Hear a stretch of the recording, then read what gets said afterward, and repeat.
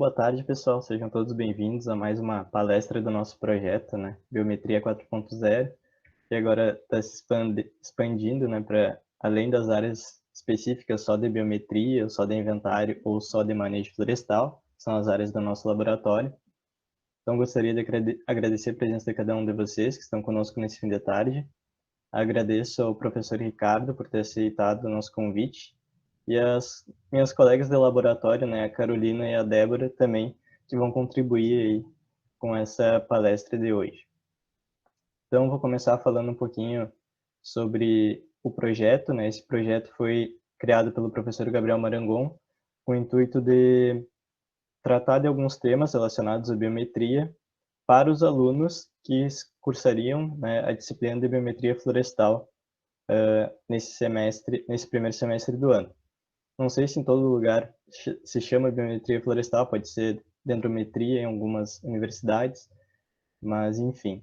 E daí a gente vem tratando alguns temas, né? Alguns encontros específicos só com os alunos e outros abertos aí para o público em geral com algumas palestras. Então, agradeço também ao professor Gabriel aí pela oportunidade de estar mediando a palestra de hoje.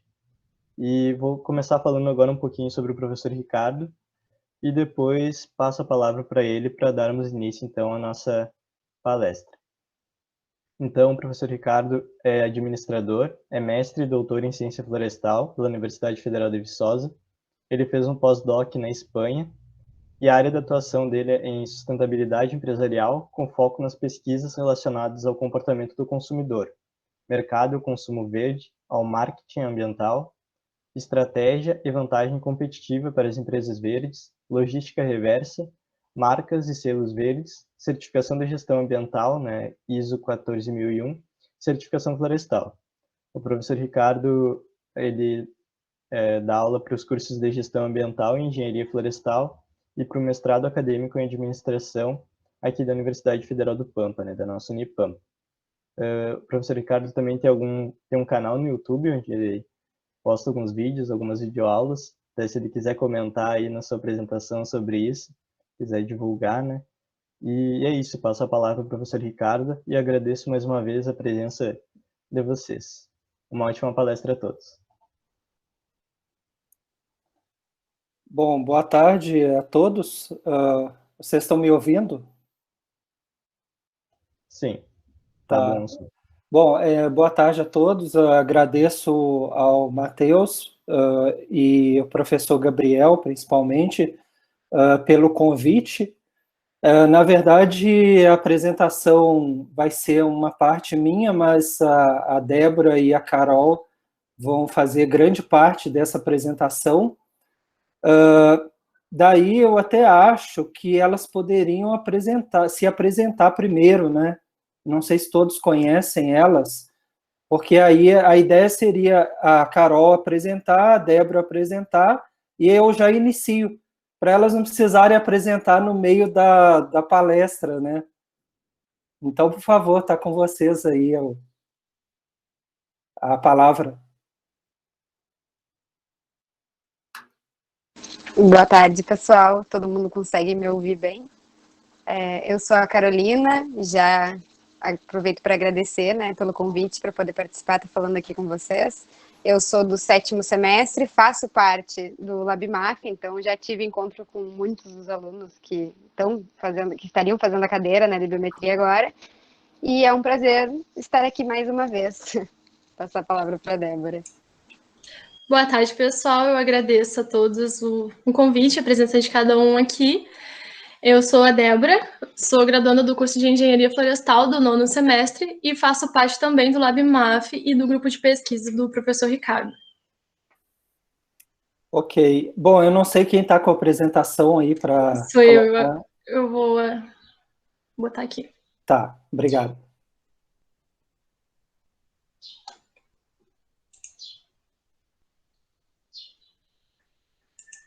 Bom, aproveito e desejo também boa tarde a todos aí que estão assistindo, né? Tem 20 pessoas, mas eu 21, né? 21 pessoas. Agradeço a atenção de todos. E enquanto a Débora coloca aí a apresentação, E antes de um pouquinho de falar sobre o nosso grupo, eu queria só rapidamente falar a respeito talvez dessa dificuldade, né, de entender, né, o que faz um engenheiro, um administrador dentro da engenharia florestal. E eu não sei, Débora, teu cachorro que está aí latindo? Bom, eu não sei se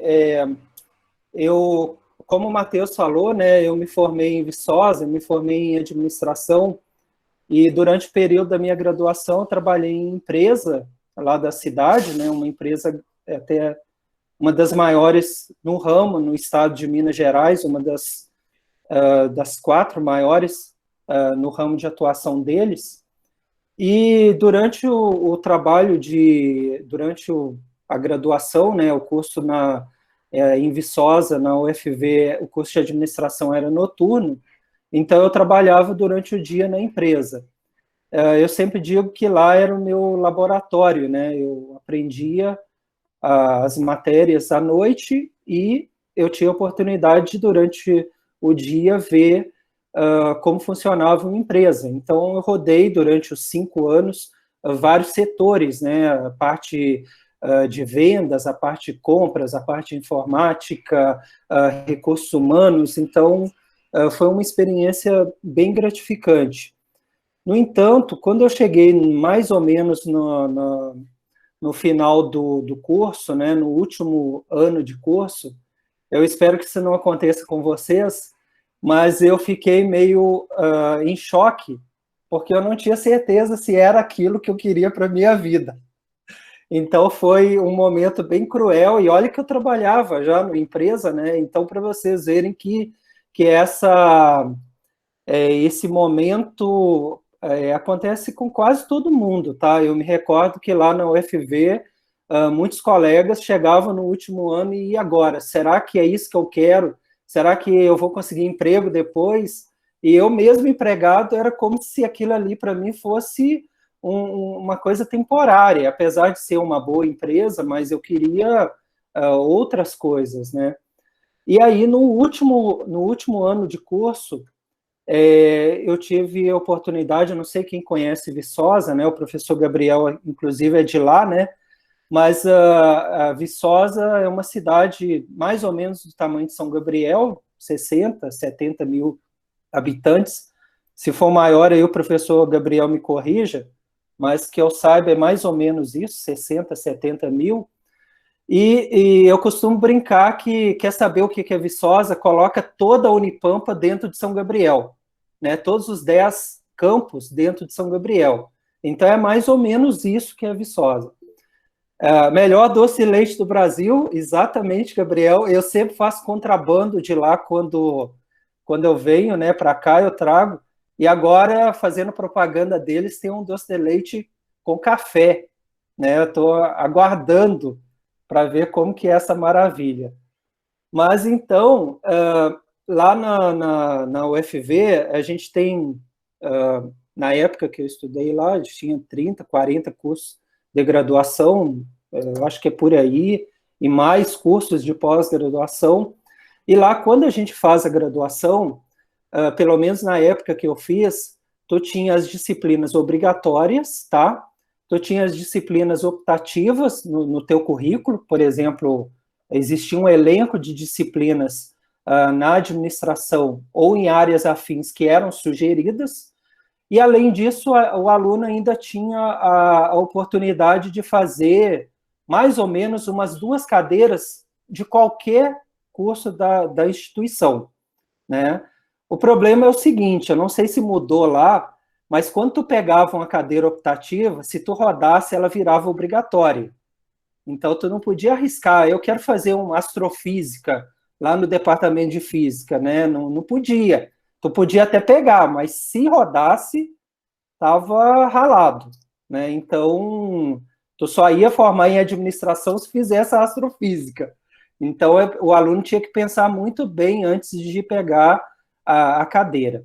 E no último ano eu estava nesse momento de crise, né? Não sabia se porque dentro da empresa tu vê coisas boas, mas tu vê muita coisa ruim, né? Tu vê, às vezes, pessoas simples e passando dificuldade, a pessoa, 8, 9 anos de empresa, ganhando um salário mínimo e com muita dificuldade, com filhos, e eu começava a pensar assim, putz, será que a administração é isso, né? Tu oprimir o funcionário e ganhar dinheiro, os donos ganham dinheiro e os funcionários estão cada vez mais pobres, né? E até particularmente no meu caso, eu não tinha muito o que reclamar, porque eu até ganhava, em relação aos outros, eu ganhava um pouco mais, né? Mas eu tinha essa dúvida, mesmo nessa situação, né? Para uma cidade pequena, né? Na época, eu até conseguia me viver muito bem até, sabe?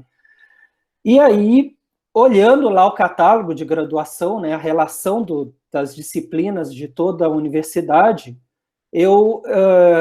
por acaso, eu entrei no catálogo da engenharia florestal e eu descobri uma disciplina chamada gestão ambiental, que lá faz parte da grade obrigatória, né, da graduação, e na época era oferecida pelo professor Griffith, um professor americano, que dava aula na UFV.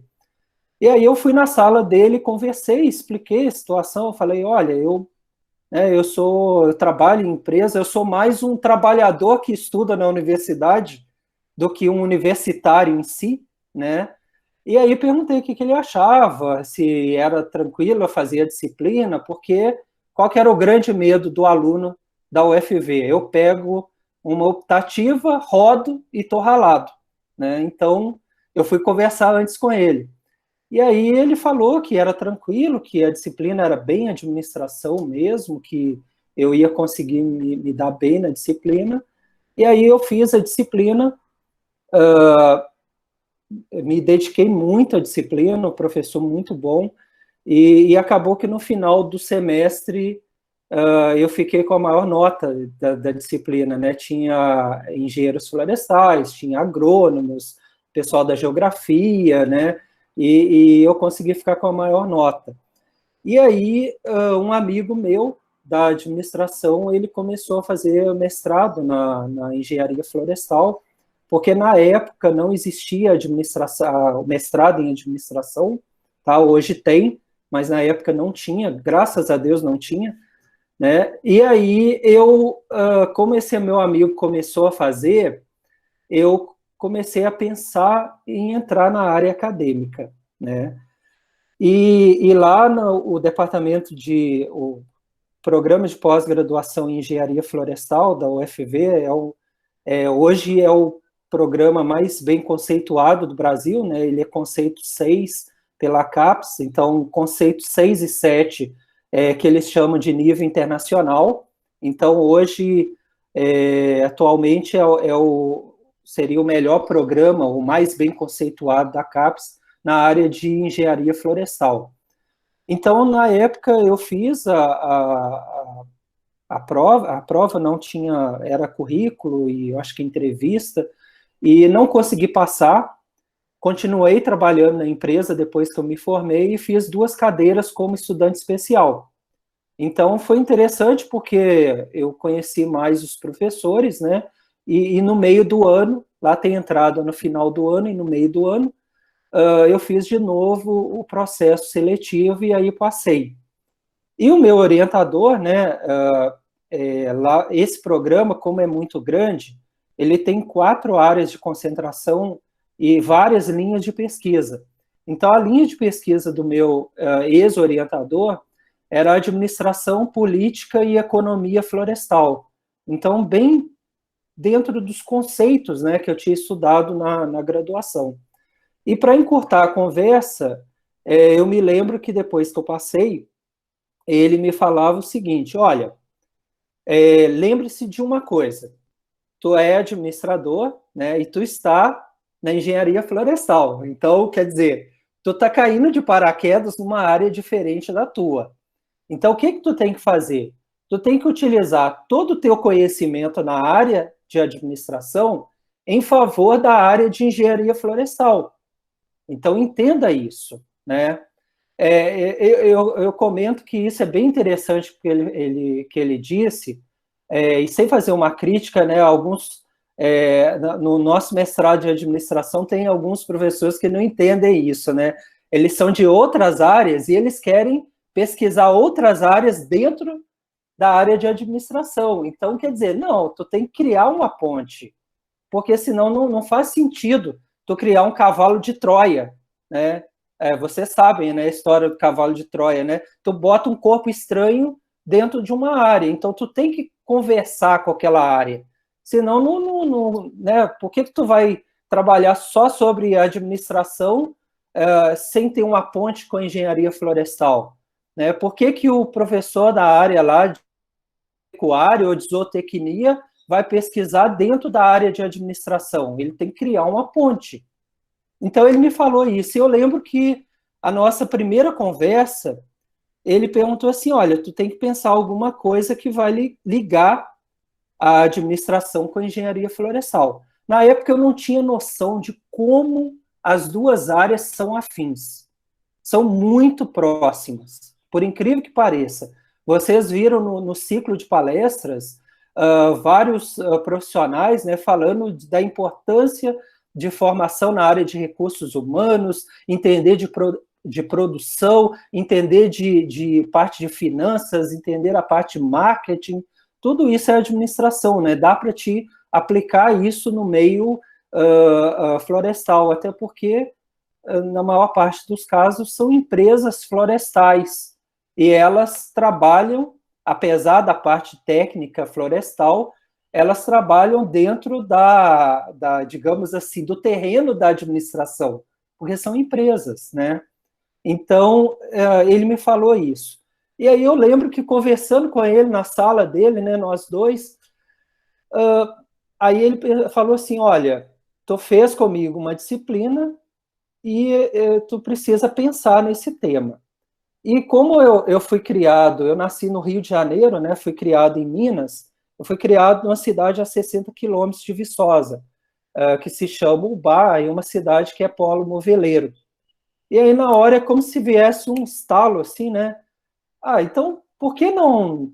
Como eu fui criado numa cidade que tem vocação moveleira, por que não fazer um estudo de certificação florestal em móveis? Afinal de contas, móveis são feitos de madeira, né? Tem o MDF, o aglomerado, então dá para eu juntar as duas áreas, quer dizer, três coisas, né?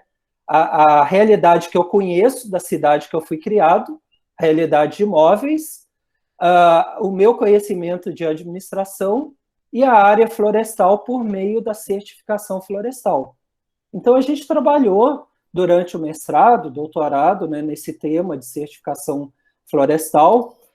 Publicamos esse livro aqui, né, o Certificação Florestal na Indústria, e vários outros trabalhos, e hoje o meu orientador é meu amigo também, né? Então toda vez que eu vou em Viçosa, a gente se encontra, toma uma cerveja, bate um papo, é muito legal que, além da parte acadêmica, né, que ficou desse tempo todo, e também das publicações em conjunto, ficou uma amizade que a gente fortalece sempre, né?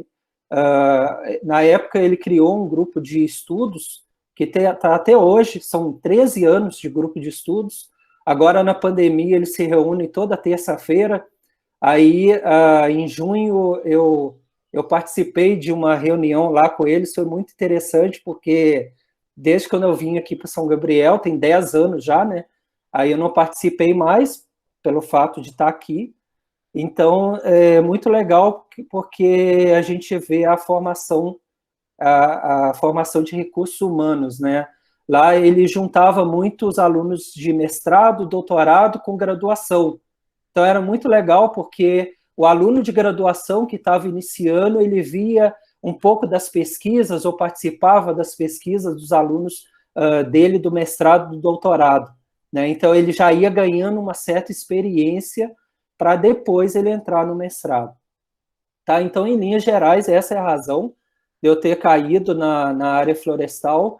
Hoje eu falo com os meus colegas, né, que se formaram comigo em administração, que eu só tenho que agradecer a área florestal, sou apaixonado com a área, né, não tenho nenhum conhecimento técnico, lógico, eu sou um curioso na certificação florestal e, claro, né, algumas coisas isso, mas a área florestal me salvou aquela inquietação que eu tinha da administração, de negócio, de explorar funcionário, de querer só ganhar dinheiro. A área florestal mas alargou a minha visão de uma forma incrível, de pensar em sustentabilidade, de pensar que o contexto é muito maior, e é o que a gente vê hoje da cobrança das empresas, né?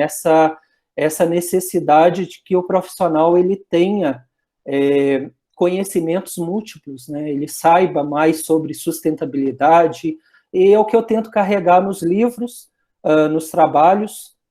Então, eu tenho falado muito de sustentabilidade, de muita coisa que eu aprendi nos 2 anos de mestrado e 4 anos de doutorado na ciência florestal. Eu brinco que eu passei mais tempo na engenharia florestal que na graduação, né? Porque foram 5 anos de graduação e 2 de mestrado, mais 4 de doutorado, 6 anos na pós-graduação. Então, na verdade, eu passei mais tempo dentro da engenharia florestal lá em Viçosa. Tanto é que quando eu volto lá na UFV, eu vou procurar o departamento de engenharia florestal, eu não vou no da administração, porque não tem muito a ver, né?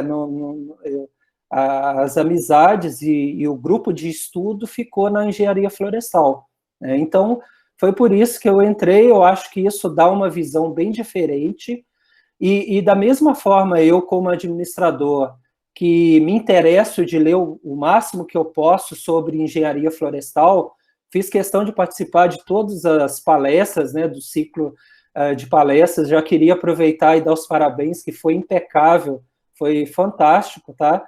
E mesmo assuntos que eram longe do meu conhecimento, como leigo, por que não? Eu não posso... se eu aprender uma gotinha no oceano, é melhor do que nada, né? Da mesma forma, eu vejo que o engenheiro florestal ele pode obter conhecimentos da área de administração para fortalecer o seu currículo, tá? Então, desculpem ter feito esse apanhado geral, mas era importante falar, porque o que eu vou falar do grupo de pesquisa vai ser bem rápido, e depois vai ficar quase tudo para a Carol e para a Débora falar. Afinal de contas, né, é o momento de treinamento. Aí tá aí, gente, o Matheus até colocou aqui, né, o grupo, o ciclo de palestras. Eu recomendo fortemente que quem não viu, aproveite, tá? Entre aí, que tem palestras de muito boa qualidade, com profissionais incríveis, tá? Eles escolheram a dedo, tá, os profissionais. Então, querida Débora, eu peço que tu passe aí o slide. Então, pessoal, tem o nome do grupo de pesquisa, pensando toda essa diversidade de temas aí, né, que eu tenho trabalhado. Eu fiquei uns 2 dias pensando, poxa, como é que eu vou fazer para criar um grupo de pesquisa que não pode ser só engenharia florestal, né? Eu trabalho com a professora Bruna e a professora Cibele, e agora também a gente tem trabalhado, né, com a professora Silviana também, né? Quer dizer, essa parte mais de administração florestal, certificação florestal, política e legislação florestal, tem que estar no grupo de pesquisa. Só que eu pensava assim, poxa, mas eu também trabalho com a gestão ambiental, né? Eu trabalho com alunos da gestão ambiental, eu preciso incluí-los. Aí eu lembrei, mas eu também tenho alunos que eu oriento no mestrado em administração, pura e simplesmente, sem meio ambiente. Então, eu preciso carregar as 3 áreas num grupo de pesquisa. Entrei em contato com as professoras da engenharia florestal, elas toparam fazer parte do grupo de pesquisa, 2 professoras também da gestão ambiental, os professores lá do mestrado em administração. E aí eu comecei a pensar no tema que poderia ser, né? E aí chegamos nesse nome, administração e sustentabilidade ambiental. Eu fiz questão de colocar a administração separado, justamente para contemplar a área, e até cheguei a pensar em colocar florestal no meio, aí eu achei, vai ficar muito grande, então vamos deixar o mais simples, né? Então, o grupo de pesquisa, ele se chama Administração e Sustentabilidade Ambiental. Ele foi certificado pela Unipampa no final de outubro do ano passado, né, 31 de outubro, e como líderes do grupo, né, então eu sou o líder do grupo e a professora Cibele Gracioli é a vice-líder. A gente precisava escolher uma área predominante, né, e aí poderia ser ou a área de ciências agrárias, né, na qual está a engenharia florestal, poderia ser a área de ciências multidisciplinar, gestão ambiental, ou a área de ciências sociais aplicadas. Como eu acabei ficando como líder do grupo, né, como eu tenho muitas pesquisas que acabam entrando na área de administração, e também confesso para vocês, né, embora esteja gravando aí, mas eu confesso para vocês que também a disputa por projetos, recursos na área de ciências sociais aplicadas, geralmente é mais tranquila do que na área de ciências agrárias, né? Então, concorrer com o pessoal da área de agrárias não é concorrer, por exemplo, em editais da Unipampa, o professor Gabriel sabe aí, né? Então, não está concorrendo só com a engenharia florestal, então vai concorrer com o pessoal da agronomia, pessoal da zootecnia, pessoal da veterinária e outras áreas aí, não, veterinária não, né? Mas a agronomia, né, zootecnia, outras áreas, e aí geralmente o pessoal é forte, né? Então eu pensei, não, vamos botar lá nas ciências sociais aplicadas, porque geralmente a gente consegue aprovar os recursos, os projetos, e também pelo fato de eu estar, e talvez esse tenha sido até o motivo principal, por eu estar vinculado ao mestrado em administração, né? Então, agora a gente está concorrendo ao edital do grupo de pesquisa, né? Até o professor Gabriel também, e o grupo dele também está concorrendo, e uma das coisas que eles pedem lá é a vinculação num programa de pós-graduação. Então, como eu estou vinculado, isso aí mais que justifica essa área aí de ciências sociais aplicadas, tá? Então, tem várias razões aí de ter entrado, mas a gente não esquece da área de agrárias, tá? Então, fique claro isso. Bem, então, seguindo aí, Débora, está quase acabando. Então, dentro dessa área, desse grupo de pesquisa, administração e sustentabilidade ambiental, e pensando nesses 3 grandes temas, a gente dividiu, colocamos aqui a primeira linha, né, economia, legislação e certificação florestal. Então, é uma linha de pesquisa bem engenharia florestal, né, e aí contempla, no caso, a professora Bruna, né, que trabalha com economia, a professora Cibele trabalha com legislação, eu trabalho com certificação florestal, dá para trabalhar um pouco também de administração florestal, né? Então, essa linha de pesquisa, basicamente, é para atender os nossos trabalhos da engenharia florestal. E a outra linha, aí já carregaria gestão ambiental com administração, né? Gestão ambiental, estratégia e marketing. Por que é importante essa divisão? Porque aqui eu consigo colocar os meus orientandos da engenharia florestal, no caso aqui presentes, né, a Débora e a Carolina, né, e também o pessoal, na outra linha, o pessoal da gestão ambiental e os meus orientandos de mestrado, da administração. Aí, Débora, por favor. Bom, então aqui temos o nosso grupo de pesquisa, né, os professores, né, a professora Ana Júlia, a professora Andressa lá do mestrado, a professora Bruna, Cibele, a Maureen, que foi minha aluna de mestrado e já defendeu e trabalha no Instituto Federal. Então a gente tem outros profissionais, tem a professora Vanessa Basso, que é uma parceira de trabalho, ela é professora ela é engenheira florestal, né, professora de das cadeiras de administração florestal, economia florestal, lá na Rural do Rio, em Seropédica. Então, a gente tem trabalhado também em parceria, e aí eu a convidei e ela muito gentilmente aceitou entrar no grupo. E aqui do lado a gente tem os vários estudantes, né, de vários níveis, graduação, mestrado, tem até aluno de ensino médio, né, de um dos professores, acho que teve um edital aí para ensino médio. Então, esse é o nosso grupo de pesquisa, né, os chamados recursos humanos, né. Na administração, muita gente não gosta desse termo, porque parece que tu menospreza o ser humano, né? Recurso, igual se fosse recurso financeiro, recursos humanos. Então, muita gente gosta de chamar de gestão de pessoas, né? Ou pessoas.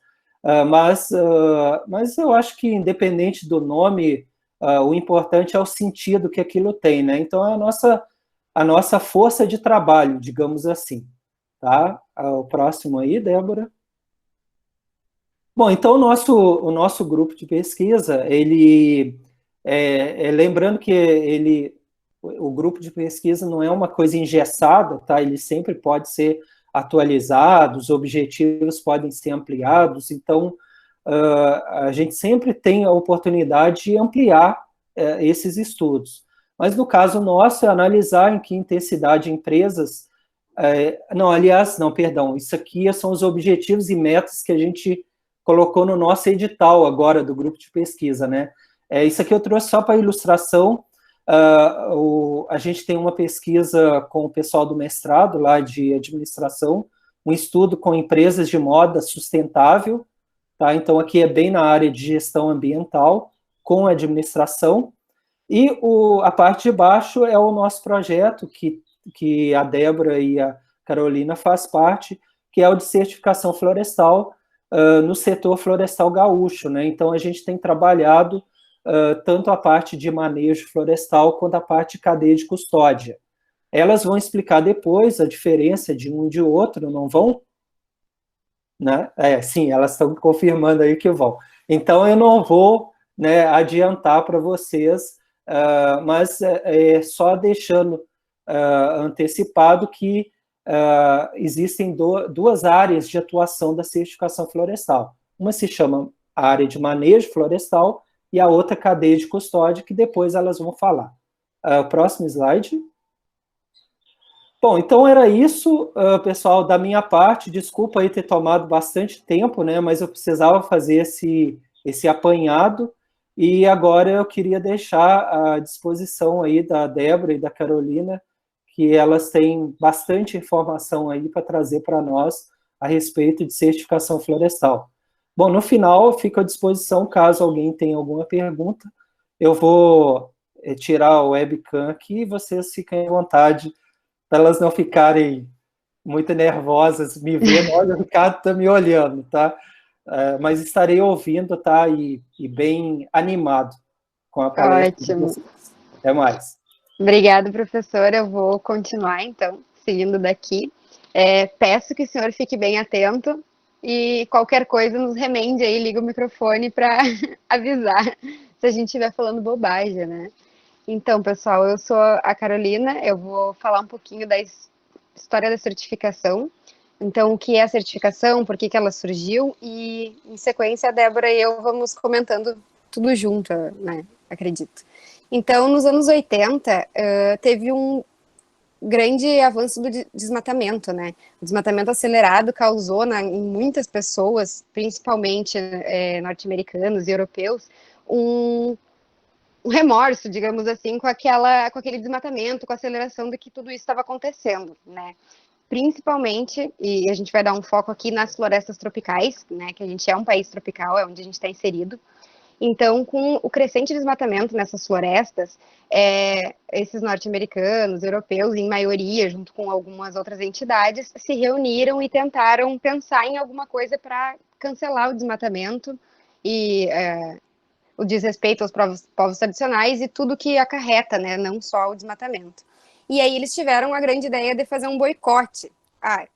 compra dessas madeiras de florestas tropicais.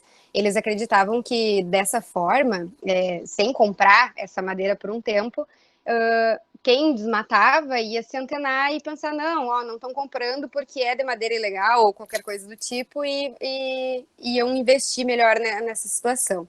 O que não aconteceu. Esse boicote dos anos 80, ele teve muito pouca influência no desmatamento em si, né, das florestas tropicais.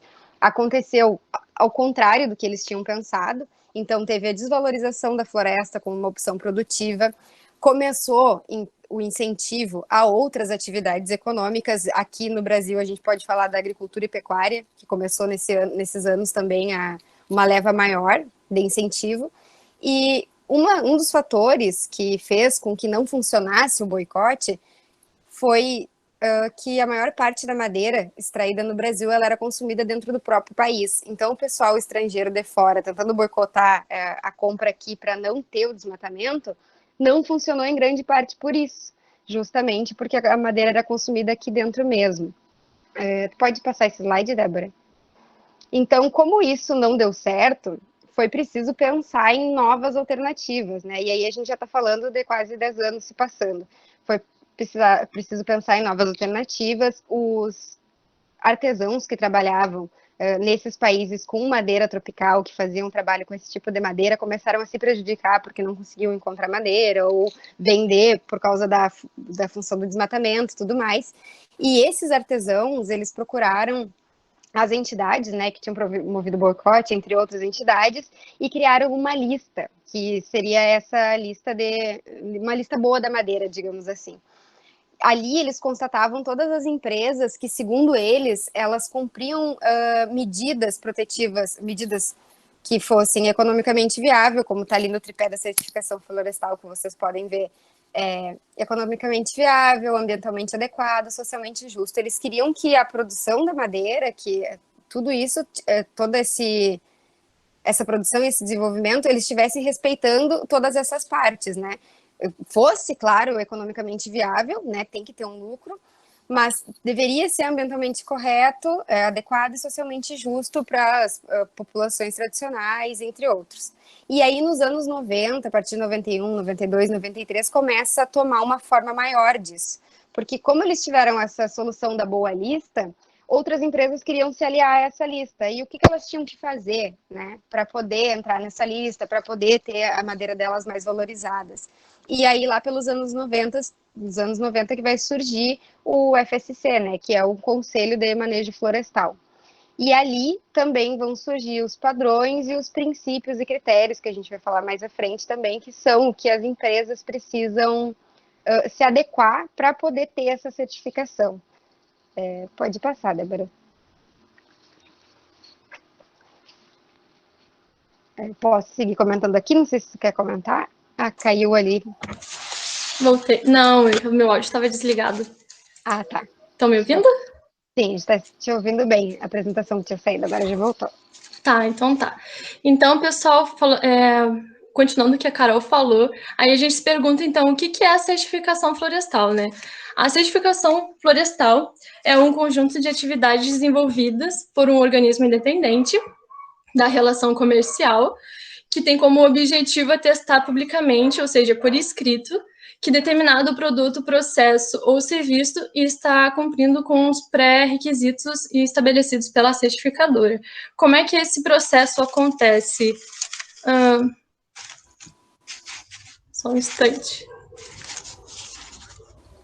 Bom, a empresa que deseja adotar a certificação florestal, ela entra em contato com uma desses sistemas de certificação que existem, e eles passam por um processo de avaliação que se baseia em auditorias, ou seja, o auditor faz uma visita de campo nessas empresas, ele avalia se a empresa está cumprindo todos os requisitos que a certificadora propõe. Se essa certificadora estiver cumprindo com todos esses requisitos e tiver um resultado bom em relação a isso, ele vai receber a concessão da certificação e o direito do uso do selo verde no produto final dele. Aí a gente encontra diversas certificadoras no mundo, Só que aqui no Brasil as que mais se destacam são o Serflor em âmbito nacional e internacional, o FSC e o PFEC. O FSC e o PFEC são organizações independentes sem fins lucrativos e não governamentais, sendo que o PFEC atua também como uma organização guarda-chuva que credencia certificadoras nacionais, como é o exemplo do Serflor, dando visibilidade para essas certificadoras em âmbito internacional. O Serflor é uma iniciativa nacional cujas as normas foram elaboradas conforme a Associação Brasileira de Normas Técnicas, a ABNT. Esse programa foi estruturado dentro do Sinmetro e tem como órgão executivo o Inmetro.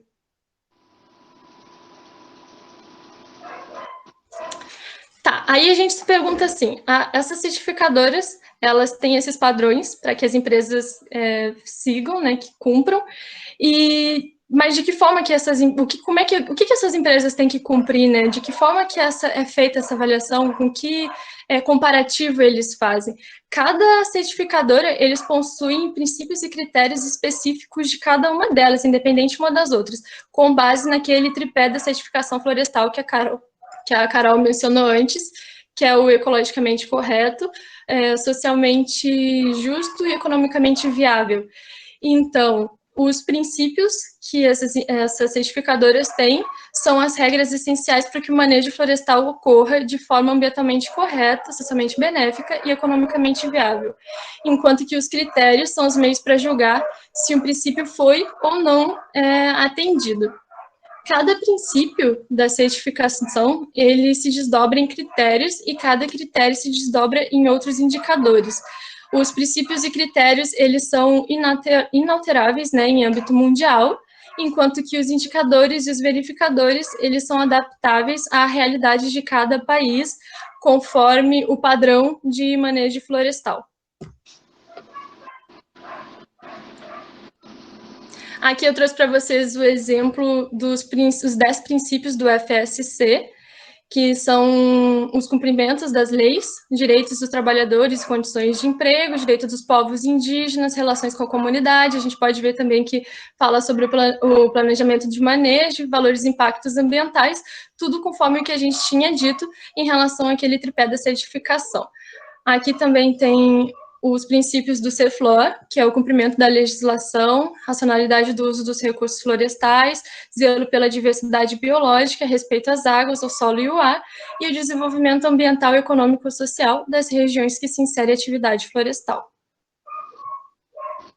E aí a gente entra em outros estilos, mais a fundo do que é a certificação. A certificação florestal, ela se divide em duas categorias de certificação, que são elas o manejo florestal e a cadeia de custódia. O manejo florestal, ele se restringe a todo o processo, né, toda a gestão das florestas, enquanto que a cadeia de custódia abrange toda a cadeia produtiva desses produtos originários dessas florestas, até chegar no consumidor final. Aí a gente vai falar um pouco sobre o que é o manejo florestal, a certificação em manejo florestal. Bom, a certificação em manejo florestal garante que as florestas sejam manejadas de formas responsáveis, né? Sendo elas públicas ou privadas, plantadas ou nativas, não interfere. A floresta que for submetida a esse processo, ela vai ser manejada desta forma. E consiste na exploração madeireira realizada de forma planejada, ou seja, ele vai assegurar a manutenção da floresta para outro ciclo de corte. Algumas dessas práticas de certificação, elas tendencionam para a manutenção da biodiversidade, proteção dos direitos dos trabalhadores, respeito dos direitos da comunidade tradicionais, produção sustentável e bens de serviços ambientais e um baixo emprego de produtos químicos, entre outros muitos aspectos que são vistos no cumprimento desse padrão, né, dos padrões. Já a cadeia de custódia, ela ela abrange todos os estágios de produção, distribuição e venda de um produto de origem florestal. Então, ela vai garantir a rastreabilidade desde o momento que a matéria-prima sai das florestas até chegar ao consumidor final. Essa modalidade ela é aplicada aos produtores que processam essa matéria-prima dessas florestas e garante, né, que o produtor utilize o selo verde no produto final dele. Quando a gente enxerga esse selo verde nos produtos, vocês podem observar, não sei se vocês já viram em uma caixa de leite ou caderno que tem um símbolozinho do FSC, o CFLOR.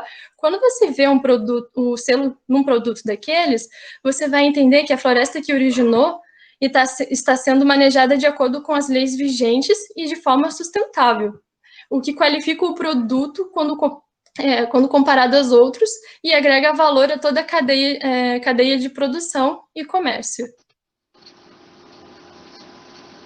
Agora, a gente explicado essas etapas, né, a gente vai começar a falar um pouco dos trabalhos que a gente desenvolveu ao longo desse período com o professor Ricardo.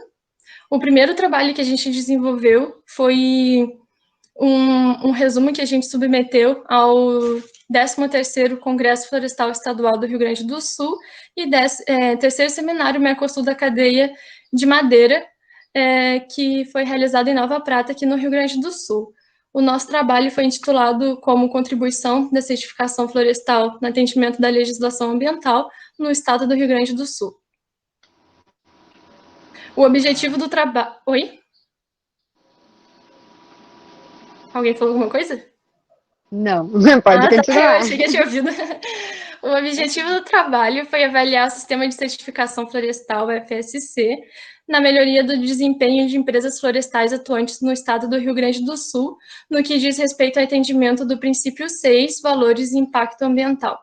Anteriormente, quando eu falei assim que cada princípio, né, ele se desdobra em critérios e verificadores e indicadores e verificadores.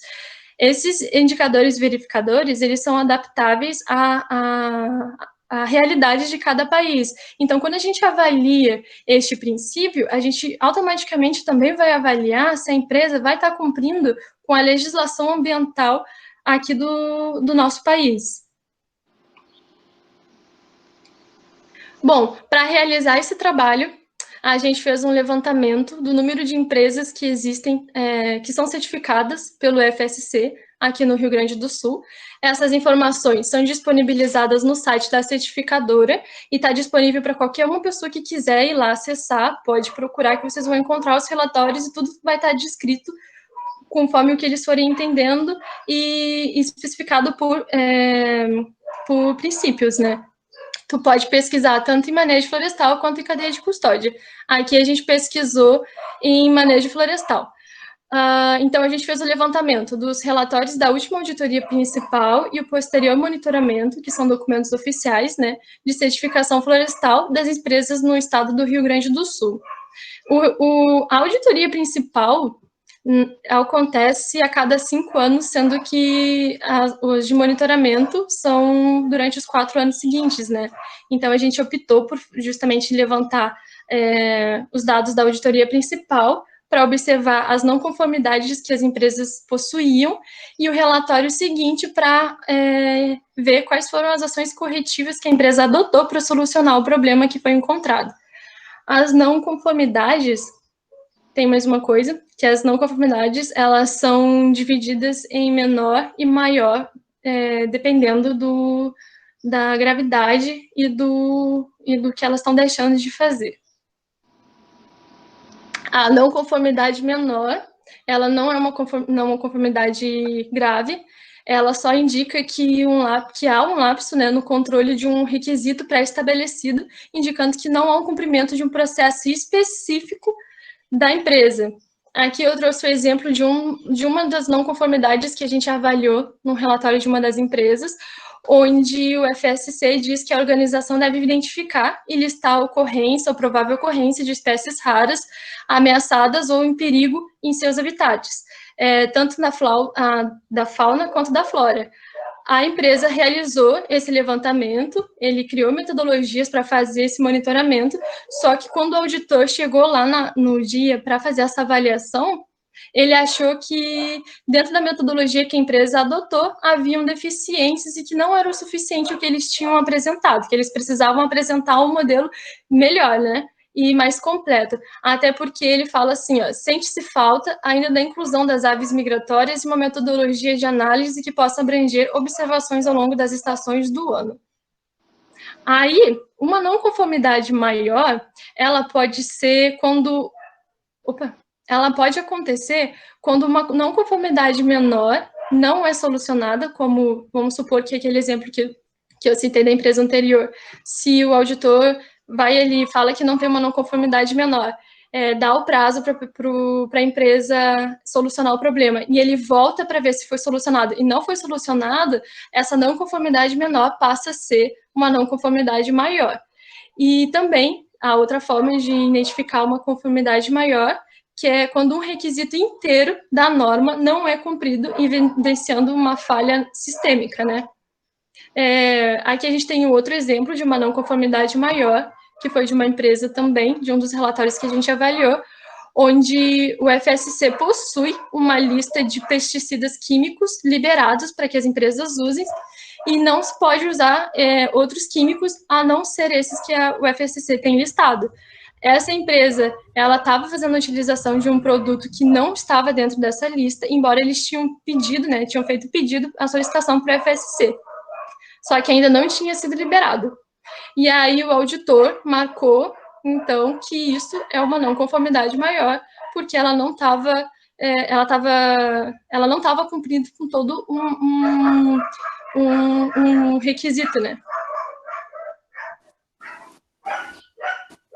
Bom, aí depois de a gente avaliar esses relatórios e fazer o levantamento das empresas, a gente constatou que até o ano de 2018 haviam 8 empresas certificadas em manejo florestal aqui no estado do Rio Grande do Sul, e a gente denominou elas, né, como Organização Florestal A até a H, e para não expor o nome dessas empresas, e após isso a gente avaliou o princípio 6 e identificou quais eram as não conformidades que eles possuíam. E a partir dessa avaliação, a gente criou essa tabela montando, né, por tópico, as principais não conformidades em relação ao princípio 6. Carol, tu quer continuar daqui? Pode ser. Tá, eu só queria perguntar uma coisa. O meu áudio, vocês estão ouvindo ainda o cachorro? Tá, dá pra ouvir ainda. Se quiser, pode desligar, depois eu ligo de novo. Tá, não, mas não tá incomodando, dá pra ouvir bem pouquinho. Tá. Não tá atrapalhando. Bom, então, pessoal, eu vou continuar daqui os resultados, né? E nesse estudo, esse foi um dos estudos que a gente fez, a gente viu que, de acordo com as não conformidades do princípio 6, as maiores dificuldades das empresas e o que a gente encontrou como não conformidade foram exatamente essas que estão dispostas aí. Tinha problema no monitoramento de espécies exóticas, que é o caso da empresa G, planejamento de colheita e estradas, que é o caso da F, produtos químicos, foi a maioria das empresas. Como vocês podem ver, né, 13 empresas elas estavam com não conformidade com esses produtos químicos. O asterisco ali na empresa E é porque ela não possui uma conformidade maior, tá? E depois o outro quesito foi manejo da flora e fauna, nativa ou em extinção, e áreas de proteção. A gente vai falar sobre cada um deles mais à frente, tá? Vai abrir bem esse quadro. Depois, sobre as operações florestais, que foi uma empresa, e a ausência de não conformidades, 2 empresas no Rio Grande do Sul, de todo o estado, das 8 que a gente encontrou, 2 estavam ok em todas as conformidades, né? Ela não apresentou nenhuma. Acho que já pode passar. Então, na organização G, que foi aquela primeira que a gente mostrou ali, a não conformidade dela era o cronograma de controle de regeneração de espécies exóticas. Que quando eles veem, né, o cronograma, tudo que a Débora explicou ali sobre o manejo florestal e cadeia de custódia, tu tem um plano de manejo. Tu apresenta o plano de manejo para a certificadora e a certificadora vai a campo avaliar se aquele plano de manejo está sendo colocado da maneira como ele foi proposto. Então, o que eles viram? Eles averiguaram que foi insuficiente a proposta de controle que a empresa G apresentou. Ele evidenciou áreas de recuo não contempladas no plano de existência de plantas invasoras com até 2 anos de idade. Então, teve coisas que eles constataram no campo que, quando eles viram, compararam com o relatório, não estavam bem representadas. E isso é uma não conformidade que compreende o princípio 6, né? Pode passar, Débora. Daí, então, aqui a gente trouxe a não conformidade e já a solução que ela usou. Como se trata de uma não conformidade menor, ele tem recebe ali uma solução junto com a certificadora, né? Pensa o que pode ser feito, e aí já apresenta ali mesmo, tá? Já apresenta no mesmo momento essa. Agora eu acredito que leva um pouco mais de tempo, depois a Débora me corrige se não for isso que eu tô falando. Então, a solução, nesse caso, foi a adoção de um plano de combate à dispersão das espécies invasoras, então, combater que essas espécies não se espalhassem por todo o território, ali por toda a área. Então, consistia no plano predominantemente a roçada mecanizada de alguns pontos de corte e anelamento. Então, justamente, eles dão um plano de manejo, seria uma nova forma de plano de manejo. O que a empresa apresentou não é suficiente, então ela tem que pensar em alguma coisa para cobrir aquela não conformidade e continuar com a certificação. Senão ela pode perder a certificação. Pode passar, Débora. A empresa F, né, as equipes de campo, elas não dispunham de microplanejamento de colheita e estrada. Elas têm que ter esse microplanejamento e todos os funcionários que trabalham nesses setores, eles precisam saber que tem esse planejamento e se eles forem indagados sobre isso, eles têm que saber responder, senão a empresa não está cumprindo. Não adianta só ela ter o plano de manejo e apresentar para a certificadora. Ela tem que avisar todos os funcionários, né? Todo mundo tem que estar sabendo do que está acontecendo. O padrão da certificadora, então, ele assegura que a empresa de manejo florestal, ela vai garantir o cumprimento desse microplanejamento da colheita, né? E essa foi a não conformidade. Como solução, então, a ação corretiva adotada pela empresa foi justamente a elaboração de um microplanejamento de colheita e estradas para orientar essas operações, para ter documentado essas operações, né? Sendo, então, distribuído para as equipes todo esse planejamento novo feito. E depois, por intermédio de entrevistas, foi observado que os encarregados dessas tarefas, eles tinham conhecimento sobre esse microplanejamento. Isso não é tudo de um dia para a noite, né? Eles apresentam, então, a proposta do microplanejamento, eles treinam a equipe se é necessário, e aí, quando a certificadora volta para ver se essa não conformidade ela foi cumprida, ela vai já avaliar se realmente os funcionários sabem do que aconteceu e sabem como funciona esse planejamento e tudo que foi anotado como não conformidade, né, para poder, então, liberar a certificação. Pode passar esse, Débora. Aí, continuando a empresa F, porque ela apareceu mais de uma não conformidade, né, e aí juntando a empresa E e G, aqui a gente viu 3 não conformidades que essas empresas estavam apresentando, né, de acordo com o mesmo princípio que a gente adequou ali. Então, o uso de agrotóxicos, ele só é permitido quando a empresa tem um plano de manuseio, ela tem um plano de transporte, armazenamento e também um plano futuro para descarte disso. Então, isso é uma exigência e uma das empresas não estava cumprindo. No caso também da utilização de pesticidas ou alguns outros produtos químicos, não é permitido o uso e nem mesmo o armazenamento, se não for pedido pela empresa antes, comunicando, explicando a situação de uso e tudo mais, que foi um dos casos até que foi que a Débora mostrou um pouquinho antes ali. Um dos casos a gente foi encontrado, né, pela auditoria, o produto químico, que é esse finopril, que não é permitido pelo FSC. E também as organizações, elas devem ter implantado, todas elas, aí tratando mais a parte social, procedimentos emergenciais para o atendimento de acidente com produto químico, de qualquer acidente, que daí já entra um pouco na segurança do trabalho, né, de qualquer acidente, em específico nessa parte de meio ambiente do princípio 6, os produtos químicos, né, acidentes com eles. E esses foram as 3 não conformidades que essas empresas apresentaram. Como solução para essas não conformidades, elas apresentaram, então, uma das soluções foi a organização apresentar a solicitação para o uso do produto, que foi o que a Débora já tinha comentado, né? Ela já tinha feito, nesse caso a empresa, já tinha feito a solicitação e o FSC ainda não havia aprovado. Não sei responder vocês por quê, de repente não havia recebido ainda algum problema, mas eles viram que já tinha sido feito, né, e acabaram aprovando, então, encerrando essa não conformidade. E depois, para os demais, foi preciso elaborar, treinar, revisar com os funcionários os planos operacionais, né, em casos de acidentes e tudo mais. E esse plano, ele é composto, então, pela hipótese do acidente, os impactos à saúde que esses acidentes podem vir a causar na segurança dos trabalhadores e dos demais, e também os riscos a impactos ambientais que esses produtos podem causar. Então, eles têm que elaborar esse plano, treinar o pessoal, revisar com o pessoal, e aí depois a certificadora ir lá e dizer se está tudo ok. Essas foram as soluções para esses problemas. A organização B, durante as inspeções, foi a mesma coisa que aconteceu com uma outra organização, acho que foi a AG, se não me engano. Eles viram uma coisa no plano de manejo e quando eles chegaram lá, eles viram que não era bem o que estava escrito ali. Aí, aqui já entra de acordo com as áreas de proteção.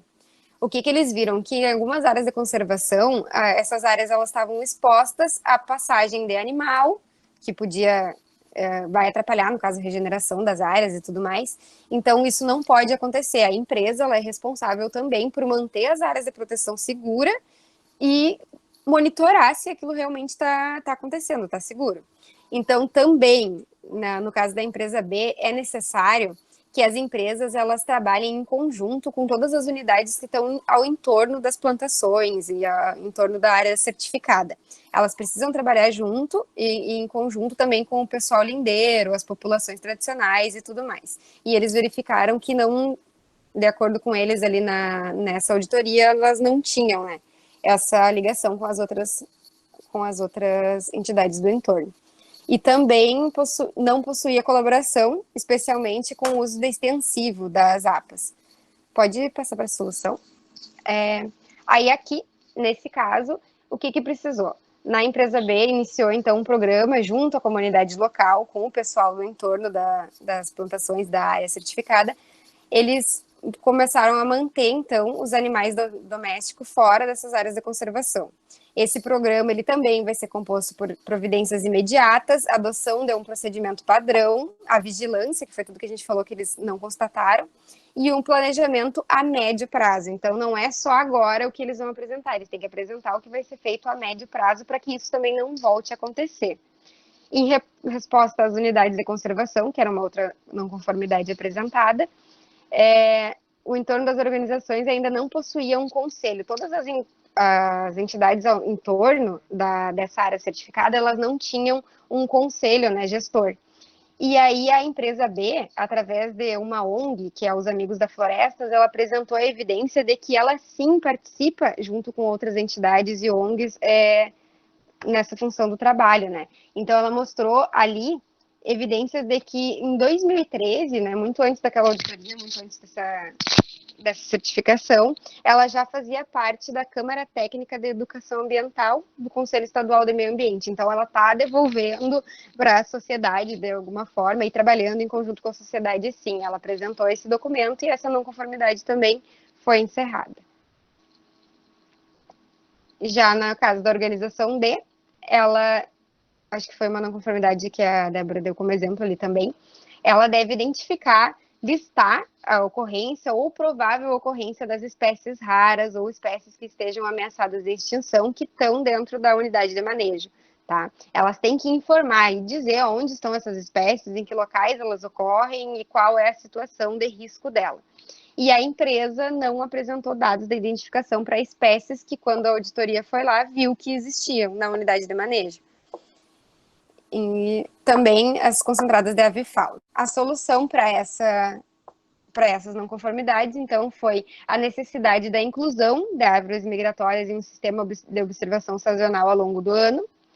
Foi realizada uma análise documental de espécies de fauna e de flora em risco de extinção e também espécies endêmicas, que são aquelas que ocorrem só em determinado local. Baseado, então, em materiais disponibilizados pelo órgão ambiental do Estado. De acordo com aquilo que eles encontraram, eles fizeram essa listagem, né?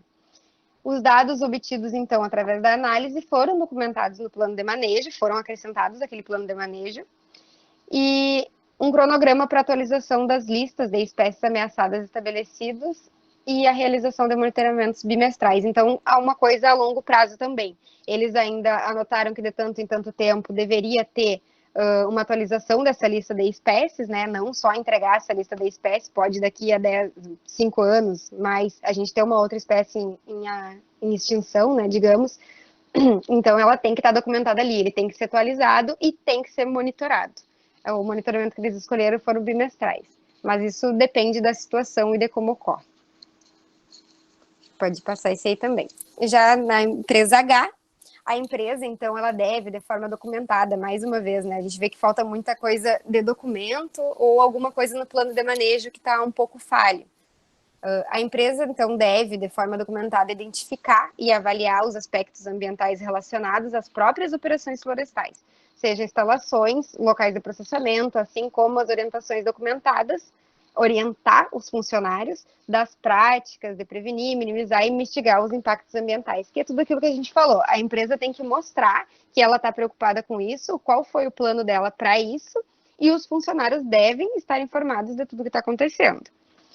Então, ali também identificou o que aconteceu, né? Eles identificaram que no abastecimento de máquinas não tinha aterramento, o abastecimento de implementos florestais também com fumantes próximos, operações de roçada manual mecanizada com motorroçadeira e máquinas florestais, e tudo isso não possuía uma orientação documentada, não tinha um documento dizendo quais eram os métodos de prevenção, como que deve seguir esse trabalho e quais os cuidados que devem ser tomados com o meio ambiente nesse caso, não só a segurança do trabalhador.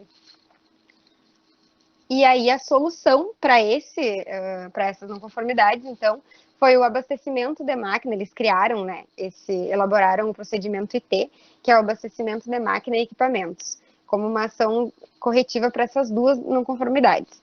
Por meio, então, de entrevistas, depois que eles fizeram isso, por meio de entrevistas, foi observado que os responsáveis das operações, eles também possuíam conhecimento da necessidade e executaram corretamente as medidas durante o abastecimento. Então, eles criaram um plano novo, eles mostraram esse plano novo, treinaram, se aqueles funcionários já não eram treinados, né, treinaram os funcionários, e aí, quando o certificador veio avaliar se aquela não conformidade tinha sido cumprida, foi esse o resultado. Ela havia sido cumprida também, de acordo com o que eles fizeram aqui. Então, nesse trabalho que a gente avaliou só o Rio Grande do Sul, né, a gente pegou um princípio e um estado, porque como vocês podem ver, é bastante coisa, engloba bastante coisa, e a gente tem que ir selecionando para poder estudar. Então, a gente concluiu que as empresas, elas ainda apresentam algumas dificuldades para o atendimento desse princípio 6, e ao mesmo tempo elas buscam as correções para essas não conformidades, né. Então, o sistema de certificação florestal, avaliando dessa forma, ele contribui sim, e muito, né, na melhoria do desempenho das empresas florestais, em todo o estado do Rio Grande do Sul, assim como quando aplicado para outros, né, a gente acredita, a gente vê que eles realmente têm uma preocupação bem ampla, precisa atender o tripé, né, que a gente falou lá, economia e tudo mais, e de alguma forma força com que as empresas florestais elas vão ter um desempenho melhor, porque elas vão buscar melhorar aquilo que não está de acordo. Nesse trabalho, foi essa a conclusão, a gente já pode passar para o próximo. E aí, então, bom, gente, a gente está com o professor Ricardo, eu, pelo menos, desde 2018, né? Aquele trabalho foi em 2018, foi o primeiro trabalho que eu tive a oportunidade de trabalhar, trabalhei já junto com a Débora, e aí, desde lá, a gente ficou trabalhando junto, né? Tem dado bem certo. E aí, em 2019, a gente foi participar da Jornada Integrada Acadêmica da UFSM. Essa jornada acadêmica, ela é de todos os cursos, né? Integrada por isso. Todos os cursos, eles participam. E aí, a gente propôs falar na Jornada Integrada sobre a certificação no setor florestal, florestas nativas e florestas plantadas, e quais as principais espécies que movimentam a certificação florestal no Brasil, né? Pode passar este slide.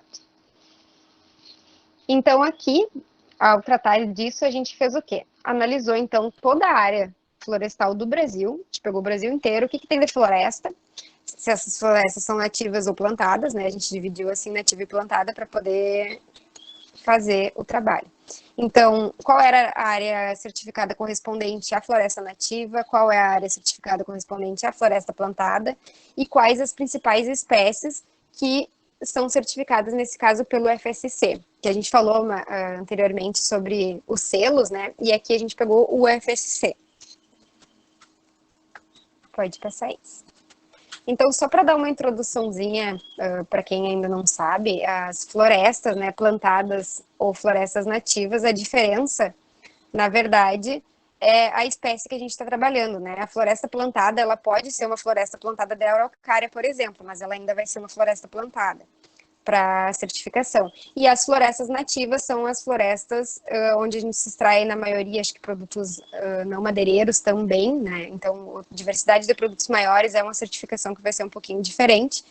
Então, existe uma certificação para cada tipo de floresta. É possível, sim, trabalhar na floresta nativa e é possível, sim, trabalhar tendo uma certificação garantindo que está trabalhando da forma mais correta, né? Assim como nas florestas plantadas. Pode passar esse slide. Então, todo esse trabalho, como eu falei, a gente fez pelo FSC, né? A gente pegou o FSC e desdobrou tudo que o FSC tinha no Brasil em floresta nativa e em floresta plantada. Esse é o site do FSC, depois se vocês quiserem entrar. Tem tudo ali bem explicadinho, como a Débora falou, ele é aberto, então todo mundo pode acessar todos os dados que tem aí. O FSC hoje, ele contempla mais de 70 países, e eu acho que é interessante a gente falar também que desde a criação do FSC, sempre teve brasileiros envolvidos, sempre desde o início, lá dos anos 90, que começaram a discutir os padrões e tudo mais, porque a gente é muito rico em floresta, né? A gente não pode estar por fora desse debate. E por mais que em alguns momentos a gente ainda ache que é novo, não é tão novo assim. A gente sempre teve envolvido e sempre teve um representante brasileiro, pelo menos no conselho do FSC. Pode passar esse slide. Então, o que a gente descobriu ao levantar esses dados? 485 milhões de hectares de florestas nativas são o que o Brasil tem hoje, tá? Teriam até esse dado de 2017, desculpa. E 10 milhões de hectares de florestas plantadas. Até 2018, o Brasil ele era o segundo maior país com área florestal do mundo. Então, é muita coisa. 58% do território brasileiro ele vai ser coberto por floresta ou natural ou floresta plantada. Então, é um número bem grande, a gente tem muita floresta e tem muita coisa para desenvolver em todas elas, né? Seja plantada ou seja nativa. Daí, pode passar, Débora. Então, essa é a área de floresta, né? Como eu falei para vocês. Então, a área florestal do Brasil é essa. E a área certificada pelo FSC, que a gente conseguiu levantar pelo site da certificadora, era que 71% da área certificada era de florestas plantadas e apenas 28% da área certificada é de florestas nativas. Até um comentário dos avaliadores dessa apresentação na JAI foi essa, que é um número alarmante, né? Se tu for ver, a gente só tem 30% de floresta nativa certificada hoje. E a gente tem uma biodiversidade enorme dentro das nossas florestas nativas. A gente tem muito produto não florestal, mas não madeireiro, que pode ser explorado, né? E explorado de uma forma correta. Pode ser feito. E também em 2019, a gente viu que a área certificada pelo FSC, nesse momento, já era de 7 milhões de hectares. A gente tem 10 milhões de hectares de florestas plantadas e a gente tem 7 milhões de hectares de florestas já certificadas pelo FSC. Então, é um número bem grande, né? Pode passar esse slide. A gente viu também, então, a gente viu esse número discrepante de 70% das florestas plantadas certificadas e apenas 30% nativas certificadas, e aí a gente foi ver quais eram as espécies que mais estavam contempladas aí, né? Então, nas florestas exóticas, nas florestas plantadas, no caso, a gente encontrou as espécies exóticas eucaliptos e pinos, onde eucaliptos representa 66%, a maior parte da área certificada é tratada de eucalipto, e pinos 34%. E depois a gente também achou a Cássia saligna e Tectona grandes, que são usadas para outros viés, mas eram uma escala bem pequena.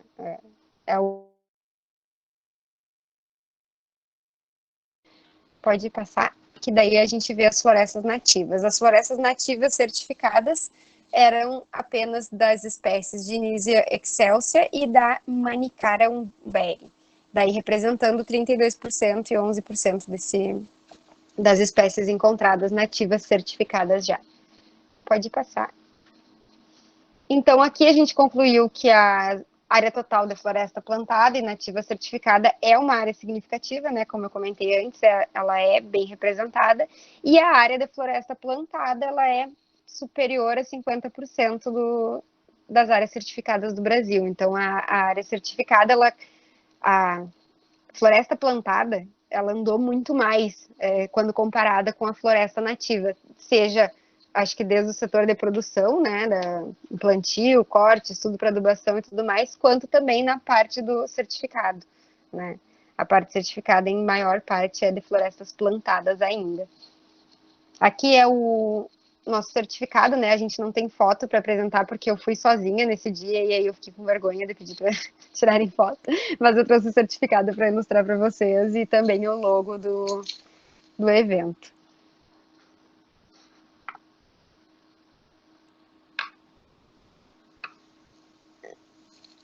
Sumiu o slide aqui, acho que. Eu estava ligando meu microfone. Ah, tá. Estão me ouvindo bem, então? Sim, tá perfeito. Tá. Então, pessoal, continuando, um outro trabalho que a gente estava realizando desde o ano passado foi a construção desse artigo, que foi submetido nessa revista aqui, e atualmente foi aceito, então logo ele vai ser disponibilizado. O nome do nosso artigo é Certificação em Manejo Florestal em Cadeia de Custódia, Certificação em Manejo Florestal e em Cadeia de Custódia no Brasil. O objetivo desse trabalho, então, foi fazer o levantamento do número de empresas certificadas por estados brasileiros nas categorias de cadeia de custódia e manejo florestal, e a área certificada total em manejo florestal e os principais produtos gerados pelas empresas em cadeia de custódia. Todos esses tópicos foram avaliados tanto no FSC quanto no Serflor.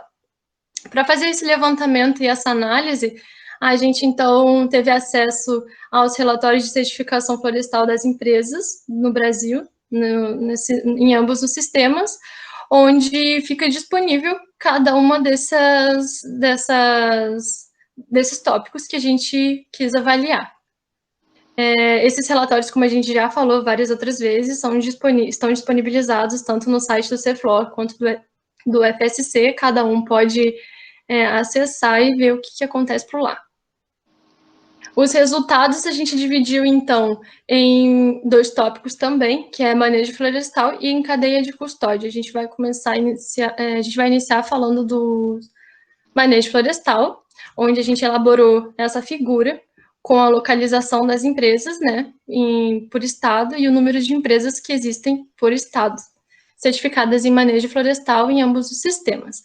A gente pode perceber, então, que a maioria dos estados possui certificação florestal, apenas 10 estados, né, apenas não, mas 10 estados não possuem nenhum tipo de certificação em nenhum dos 2 sistemas.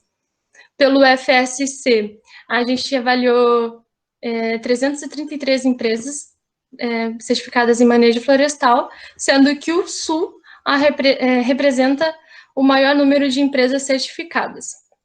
No entanto, é o estado do Amapá que apresenta o maior número de empresas, ali com 77 empresas, seguido da Bahia, com 64 empresas, e depois Santa Catarina, com 48 empresas.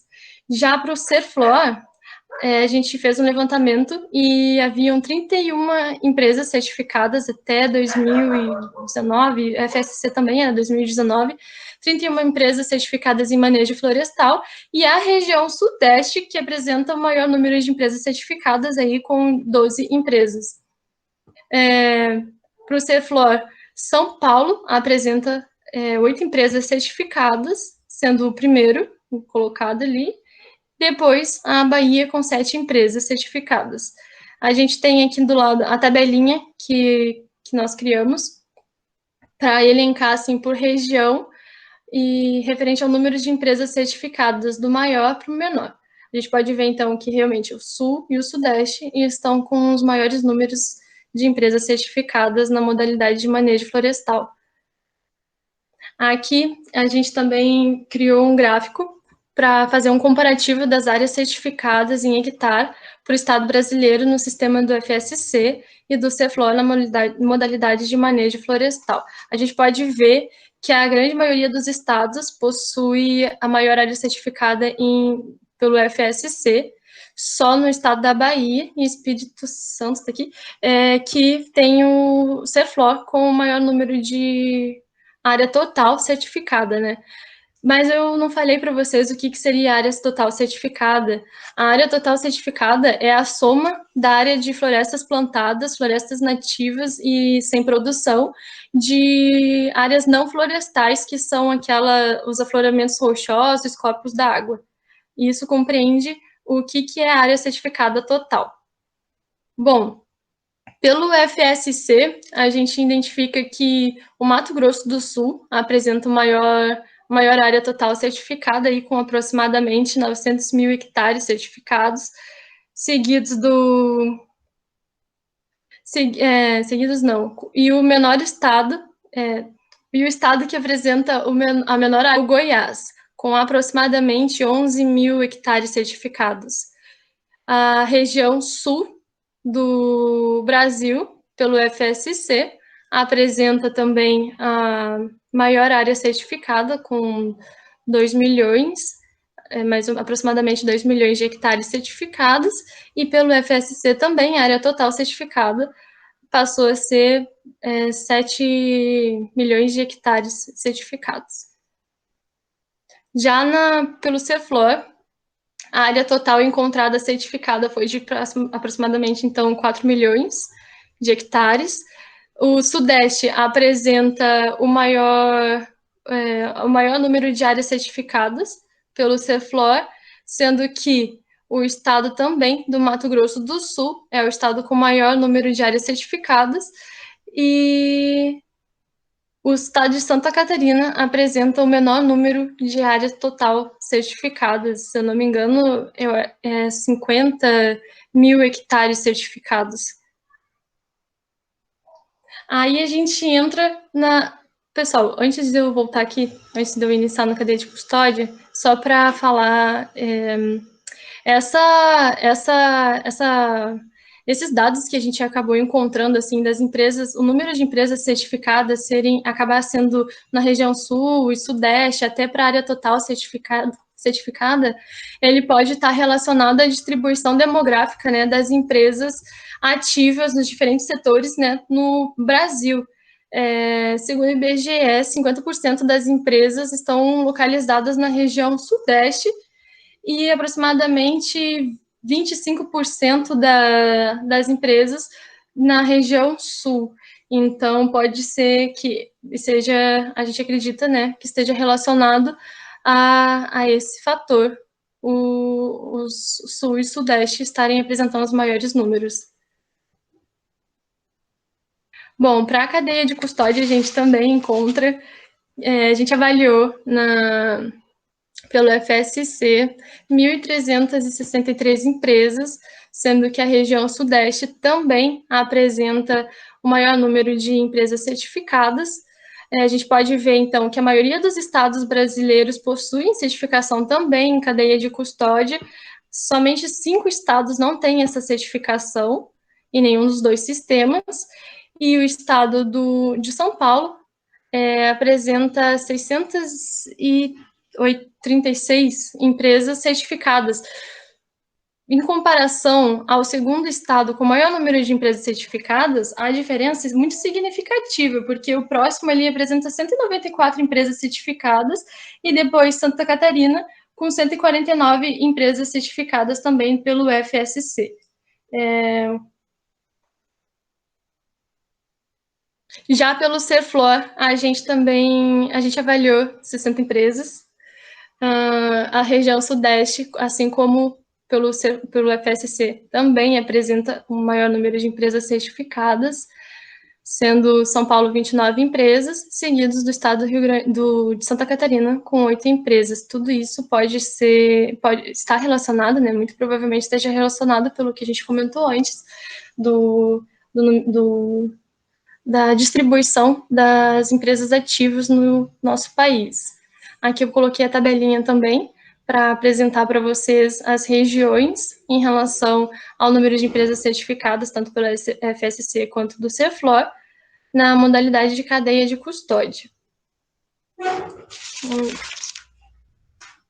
Bom, além disso, a gente fez um levantamento também dos principais produtos certificados pela essa modalidade de certificação, e a gente elencou também por tópicos esses produtos. E criamos essa tabela aqui, que mostra que o número de empresas que produzem, que fabricam, né, materiais a partir da celulose e papel, ganha destaque em relação aos demais. Essa indústria de celulose e papel são os papéis, envelopes, guardanapos, tudo relacionado a essa indústria. Seguido também da mobiliário de interior, que são os mesas, armários, guarda-roupas, bancadas, que estão em segundo lugar no número de empresas certificadas pela cadeia de custódia. Outro ponto que a gente conseguiu avaliar foi a ampla variedade de produtos certificados nessa modalidade, que a gente pôde observar que aqui, ó, nessa parte de outros, a gente encontra esses produtos diferenciados, né, que são chás, as pastilhas e xaropes, aromatizadores de ambientes, polpa in natura de açaí. Isso remete também o que a Carol estava comentando antes sobre a exploração, né, das florestas das florestas nativas em relação aos produtos não madeireiros, de que forma que isso pode acontecer, o que a floresta pode proporcionar para a gente. A gente também encontrou produtos fitoterápicos e fitocosméticos, que são os cremes, filtro solar, shampoo, condicionador, sabonete, repelente. Desses produtos também são encontrados com selo da certificação florestal. As tinturas e até mesmo instrumentos musicais certificados. Além disso, a gente também encontrou temperos específicos, carvão vegetal e até isqueiro. Eu tentei achar foto desses produtos com um selinho, mas não foi possível encontrar desses produtos em si, mas eu deixei essas imagens para exemplificar para vocês. Então, a gente pode concluir que poucos estados ainda apresentam alto número de empresas certificadas na categoria de manejo florestal, porque, embora eu tenha falado ali para vocês que a maioria dos estados apresentam certificação florestal e manejo florestal, a gente pode perceber que tem estados que apresentam uma empresa ou duas empresas, assim, com essa certificação, às vezes é só num sistema, sabe? Como era o exemplo do Acre, que tinha uma empresa certificada só pelo FSC, e fora outros estados também que tinha ali no mapa.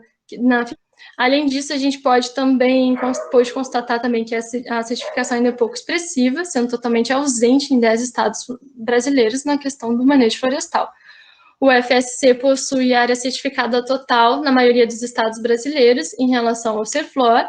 A maioria das empresas certificadas em manejo florestal e cadeia de custódia estão presentes na região sul e sudeste, o que pode estar relacionado ao abastecimento de grandes empresas florestais situadas nessas regiões, além da grande variedade de produtos certificados no Brasil, sendo os principais produtos da indústria de celulose e papel.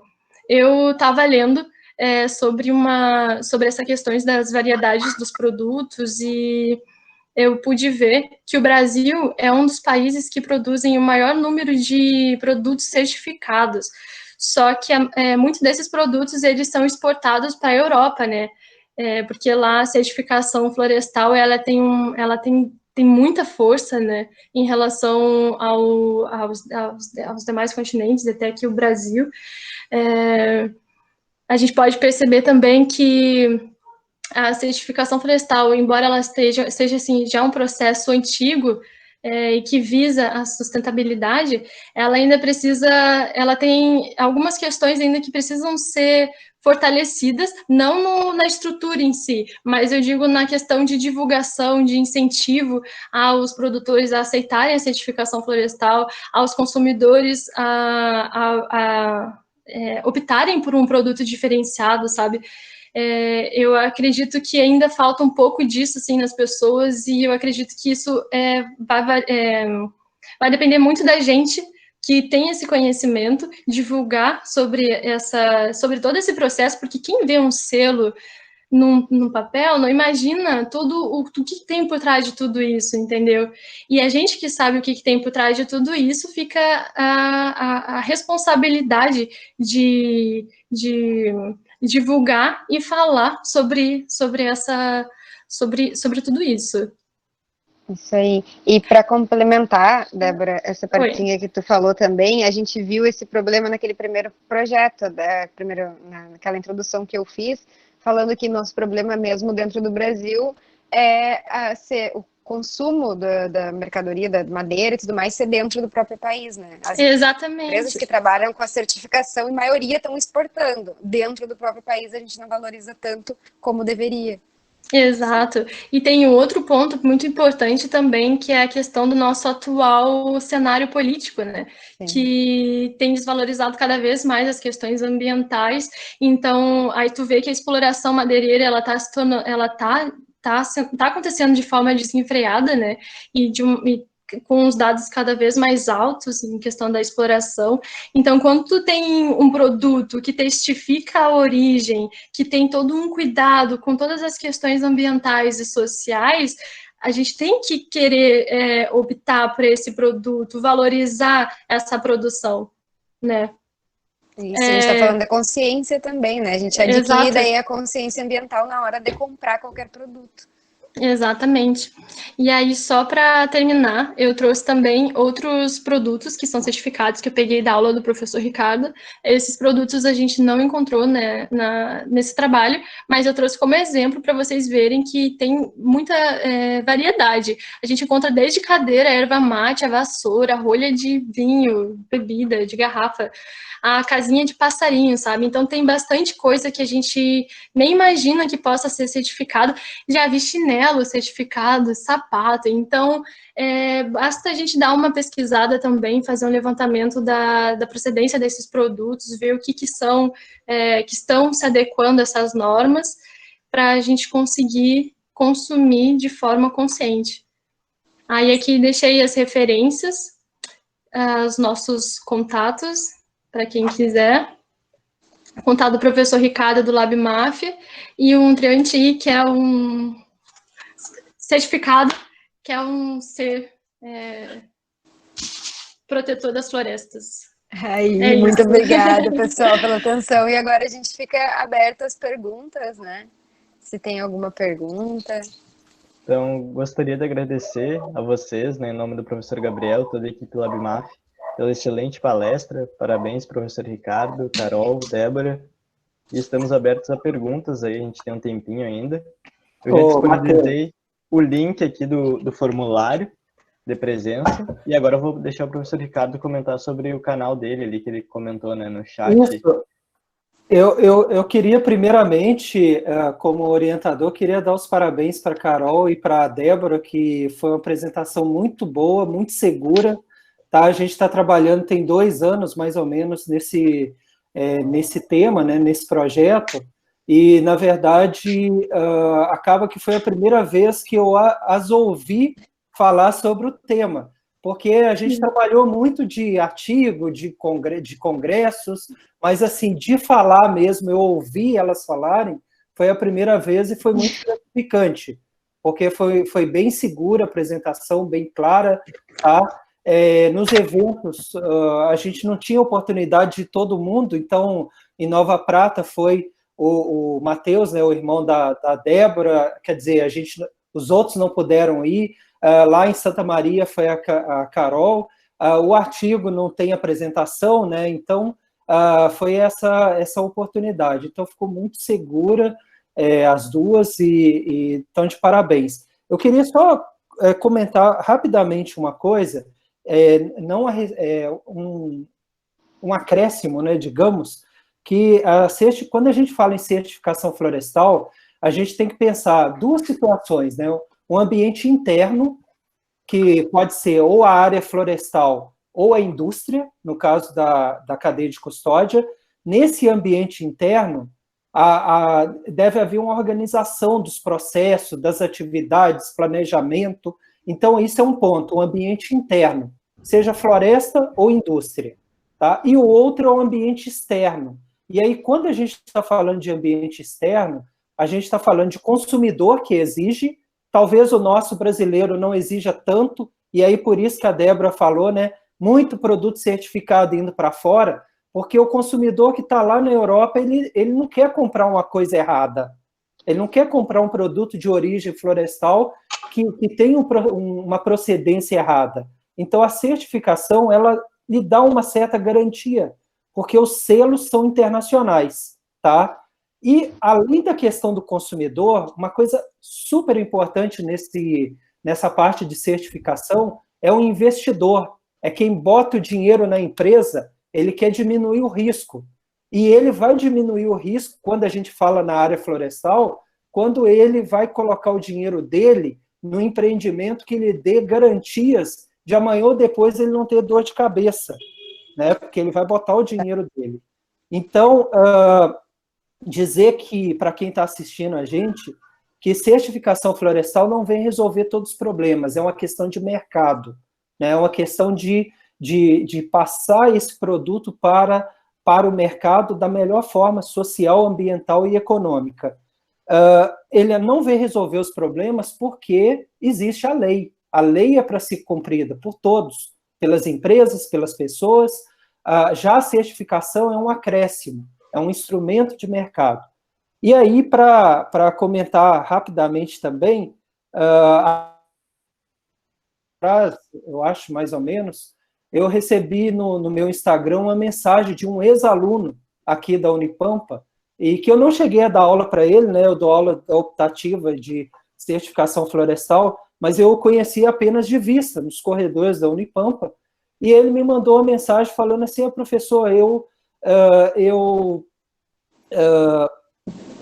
estou trabalhando numa empresa florestal e a gente está trabalhando muito com certificação florestal, está sendo uma demanda muito grande para mim, eu estou tendo que estudar mais sobre isso, e eu comecei a procurar informações na internet, e aí eu achei o teu curso, o curso que agora eu vou falar do YouTube, né, que eu coloquei um link aí. Na verdade, esse curso, que é gratuito, está disponível para qualquer pessoa, foi um trabalho que eu comecei a fazer ano passado, de transformar todas as minhas aulas de graduação em pequenas aulas de 5 a 10 minutos e colocar no YouTube. Então está tudo lá, todos os slides.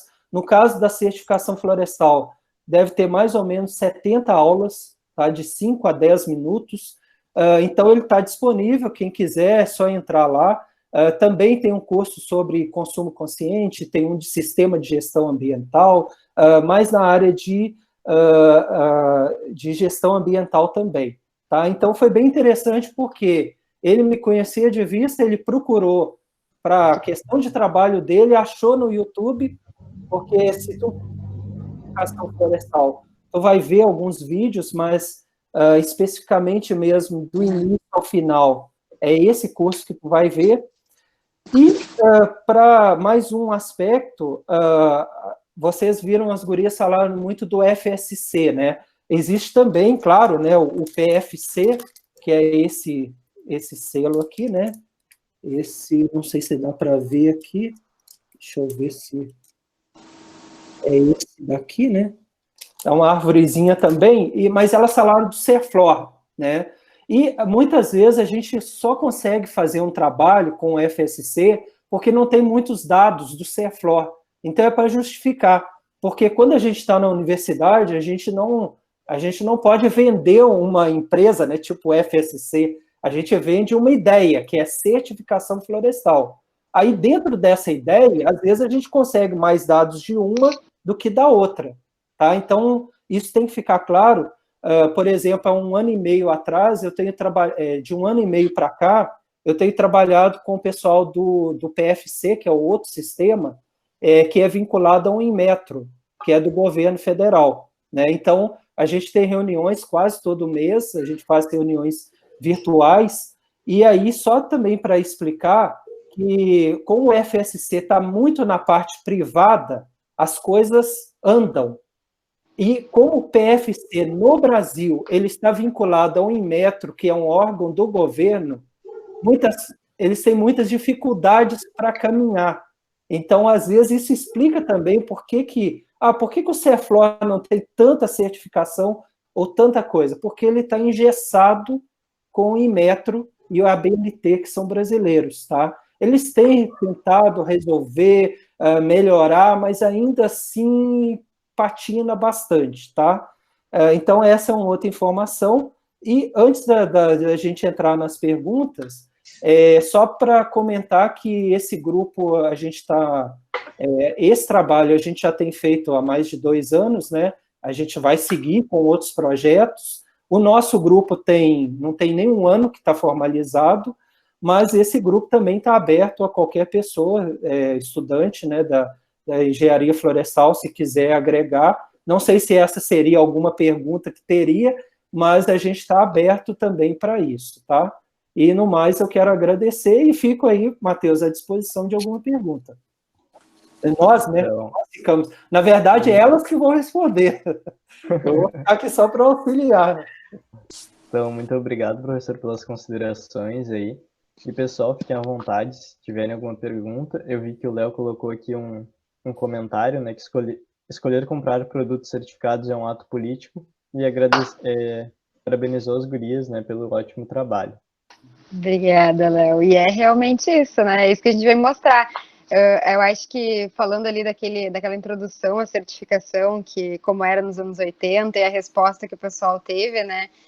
Mostra a situação de agora também, o mercado interno, o mercado externo, que a gente estava falando. Realmente é um ato político, a gente escolher por produtos que a gente sabe a origem, que a gente sabe como que ele foi produzido e como foi até chegar até a gente, é bem melhor do que comprar alguma coisa que a gente não sabe de onde vem e que pode estar acarretando numa consequência tão grande, que são o exemplo dos impactos ambientais, né?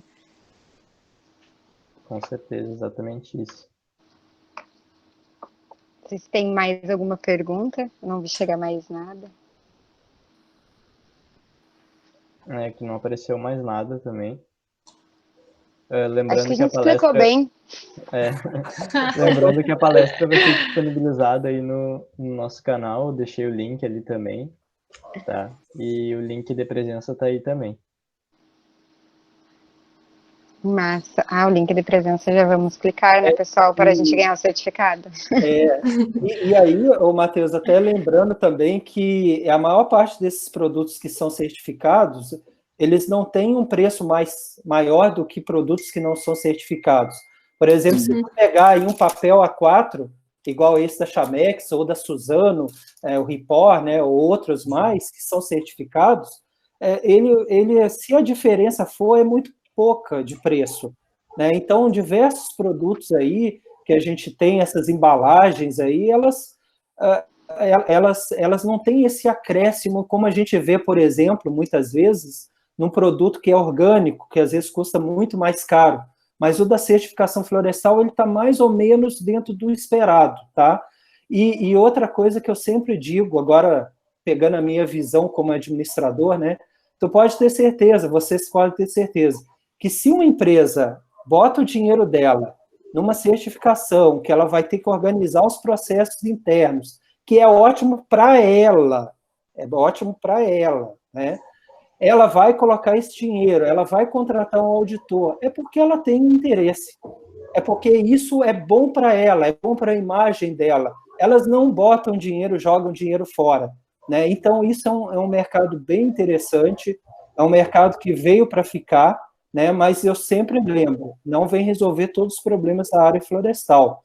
Ontem, inclusive, começou a ter uma live do FSC Brasil, até sugiro quem quiser, né, entre no YouTube, eles vão fazer algumas lives, e no início eles falaram sobre isso, a certificação florestal não vem para resolver os problemas da área florestal, vem agregar. Por quê? Porque a gente tem lei, né? As empresas são obrigadas a cumprir as leis. Se elas não cumprem, é outra questão, é questão de fiscalização que a gente tem que cobrar, mas a certificação é um ponto de apoio, né? E acaba forçando as empresas, porque uma das primeiras exigências para ser certificado, tem que cumprir a lei que lhe é aplicável, né? Então, é meio bizarro tu ter que ter uma certificação que muitas vezes obriga a empresa a cumprir coisas que ela poderia. E eu tenho amigos que são auditores, né, que fazem esse trabalho de certificação, eles falam assim, olha, Ricardo, essas grandes empresas, elas são muito boas na parte técnica florestal, né? Elas derrapam em algumas coisas na parte ambiental, como a Carol colocou aí, mas um dos grandes gargalos dela é a parte social, né? Então, é na hora do almoço ela fornecer o alimento na condição para o trabalhador florestal, com água potável, né? Então, essas coisas elas ainda têm dificuldade, né? Mas eu acho que a certificação ela cresceu bastante. Recentemente fez 25 anos da primeira empresa certificada no Brasil pelo FSC, que é a Duratex, tá? Então, é um tema que eu acho que, independente da área que a pessoa quiser trabalhar na engenharia florestal, é um tema bacana da pessoa saber um pouquinho, tá? Exatamente, professor. É bem isso, a questão de preço, a gente vê que não tem muita variação, então tu deixar de comprar um produto certificado justificando que é por preço, não, né, não faz sentido. Sim? E outra coisa é que eu acho que vai crescer muito ainda essa questão da certificação, né, e é algo que veio, assim, que tem ajudado, né, porque as empresas têm que cumprir as leis, como o senhor disse, então acaba auxiliando. É uma questão de mercado, mas, né, consequentemente auxilia ali nas questões ambientais. Sim. E outra E tem coisa que eu... uma questão, desculpa ter te cortado de novo. Não, estou pensando aqui. Não, uma questão que é importante falar, a Débora colocou no último slide alguns produtos certificados, né, que ela não tinha colocado nos slides anteriores. Então, ela colocou erva mate, ela colocou ali a casinha de passarinho, ela colocou, mas o que foi, Débora, que tu colocou lá? Tu colocou Cadeira, o negocinho da cadeira, barba. o pincel de barbeiro. Então, algumas dessas figuras que eu passei para ela, eu peguei de site do FSC, mas de outros países, da Europa. Então, o que a gente tem visto hoje, muito leque de produtos certificados que existe na Europa que não existe no Brasil. Talvez, se tu quiser comprar um pincel de barbeiro para fazer a barba aqui no Brasil, que seja certificado, tu não vai encontrar. Se tu tiver um passarinho lá, quiser colocar uma casinha de passarinho e quiser comprar aqui, talvez tu não consiga. Então, tem vários produtos que ainda são possíveis ser feitos no mercado brasileiro, talvez até se inspirando no que as outras empresas aí fora têm feito, mas que nós não temos ainda. Então, tem um que a Débora não colocou, mas ela comentou, que é calçado certificado. Ora, tu tem um calçado, por exemplo, de pano, mas a sola de borracha. A borracha vem da seringueira, né? É uma árvore. Então, tu pode certificar o solado né, do calçado, igual tem certificado lá fora do país. Mas aqui tu não encontra. Então, eu estou dizendo isso porque existe muitas possibilidades ainda para a área florestal em termos de produtos certificados para oferecer para nós consumidores. Com certeza, eu acredito que ainda tem muito a crescer mesmo, muito a ser explorado, né? Aqui o Ariel deixou um comentário, né? Agradeceu, parabenizou as gurias e disse também que já tinha assistido uma aula do senhor e que é sempre bom reforçar esse assunto, né? Que é muito importante e atual e que ao longo da graduação não é muito abordado, né? E a Thaís também acabou concordando ali com ele. Sim, em relação a essas aulas, desculpa de novo, em relação a essas aulas, quem quiser ver, rever, está tudo lá disponível, tá? Gratuitamente, liberado, tem mais de 60 aulas, coloquei com tópico por tópico, né, eu não quero ver as 70, mas eu quero só saber de cadeia de custódia. Então é só entrar lá e ver, é bem rápido para não cansar nem quem faz a aula, nem quem assiste, né, 5, 6, 7 minutos, então bem tranquilo. Sim. Então, acho que é isso, pessoal. Agradeço novamente, professor Ricardo, as gurias, Carol, Débora, todos que nos assistiram aí. Quase 2 horas de palestra, mas muito enriquecedor, né? É um assunto que a gente precisa estar por dentro aí, pelo menos saber o básico, porque no mercado aí de trabalho vai ser cobrado, né, em algum momento da nossa jornada. E, novamente, a palestra vai estar disponível no YouTube. E é isso. Muito obrigado e até o próximo encontro. Eu agradeço. Até Obrigada. mais. Obrigada, pessoal. Adiós.